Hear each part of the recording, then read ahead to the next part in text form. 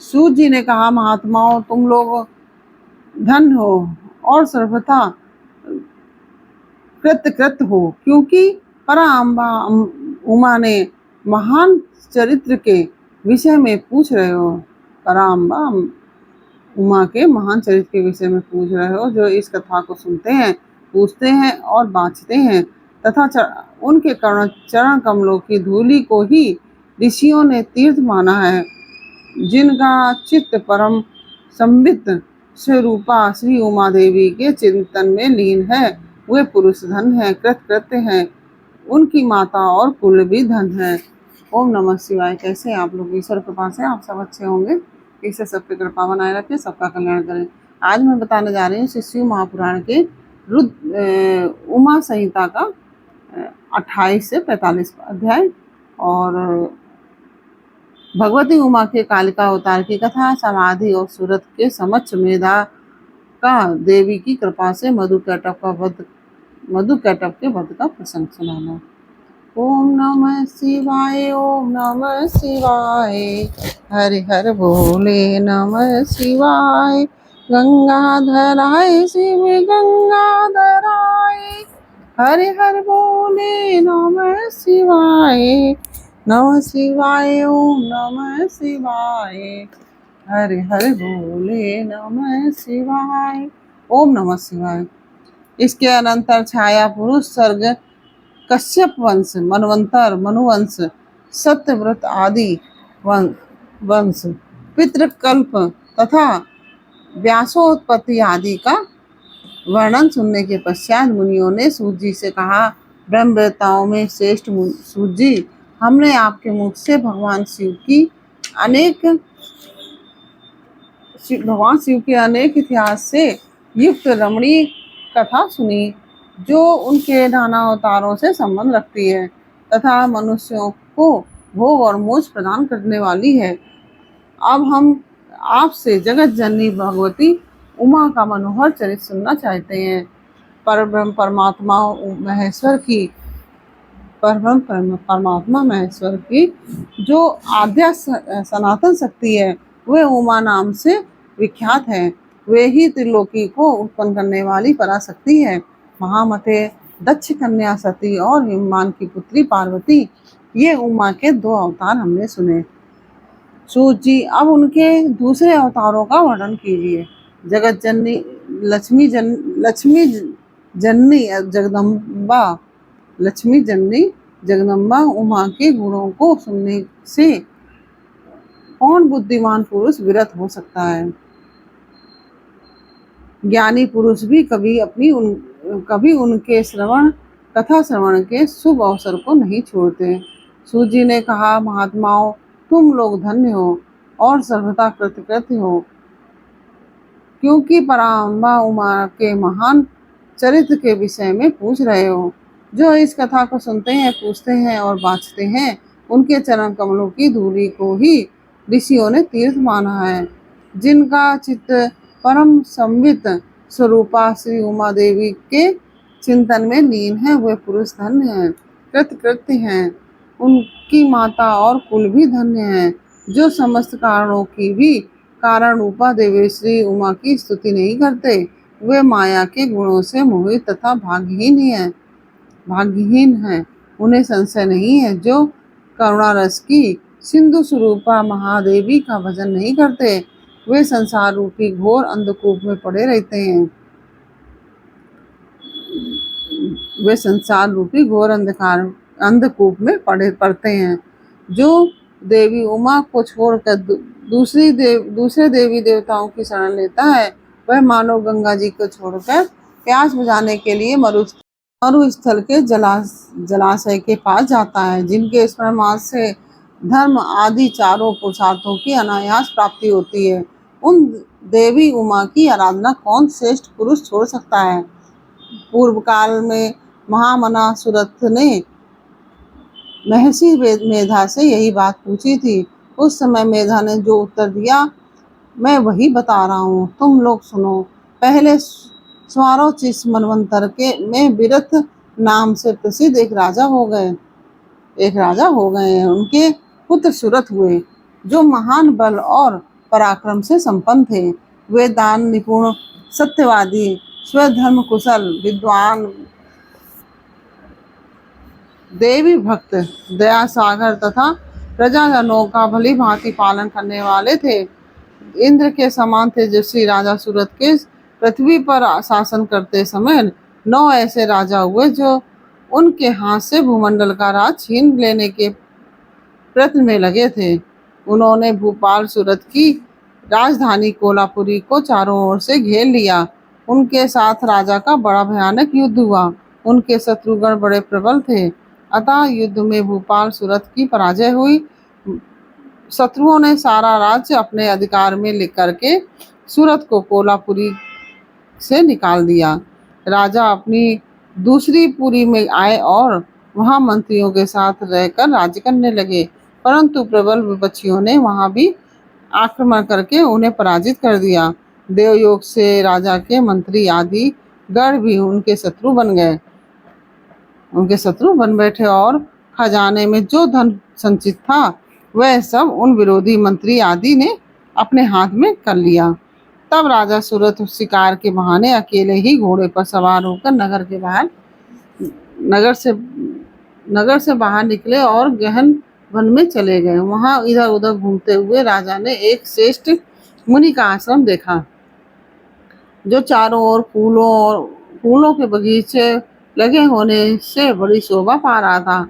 वहां वेद मंत्रों की ध्वनि गूंज रही थी। सब जीव जंतु शांत भाव से रहते थे।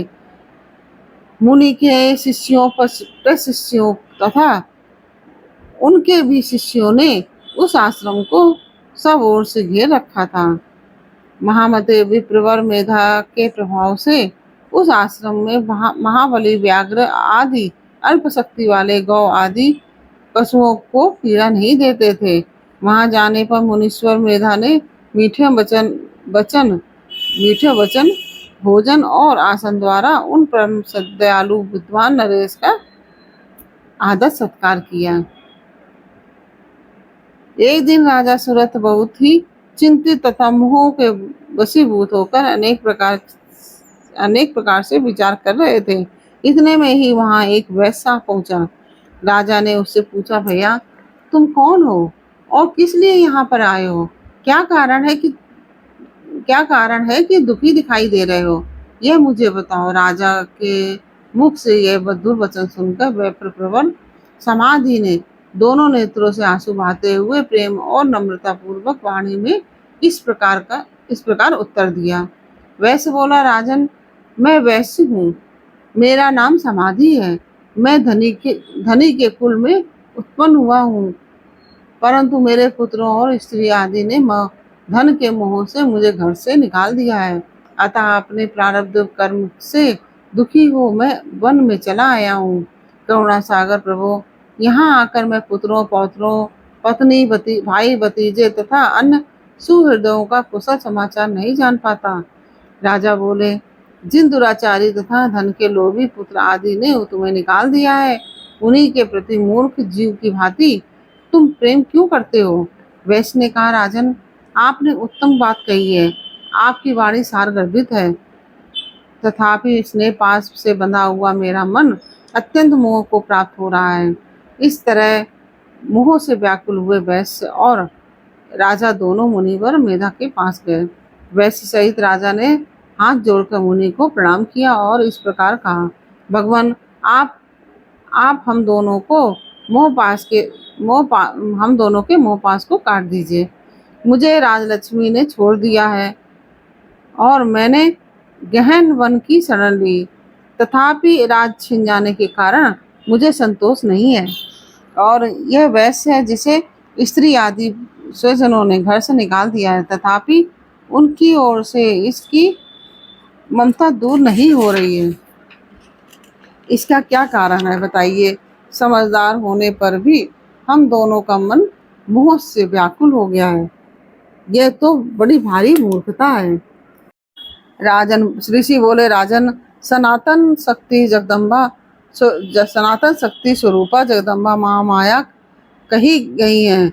वे ही सबके मन को खींचकर मोह में डाल देती हैं। प्रभु, उनकी माया से मोहित होने के कारण ब्रह्मा आदि समस्त देवता भी परम तत्व को नहीं जान पाते। फिर मनुष्यों की तो बात ही क्या है। वे तब परमेश्वरी ही रज सत्व और तम इन तीनों गुणों का आश्रय ले समयानुसार संपूर्ण विश्व की सृष्टि पालन और संहार करती हैं। नृपश्रेष्ठ जिसके ऊपर वे इच्छा अनुसार रूप धारण करने वाली वरदायिनी जगदम्बा प्रसन्न होती हैं, वही मोह के घेरे को लांग पाता है।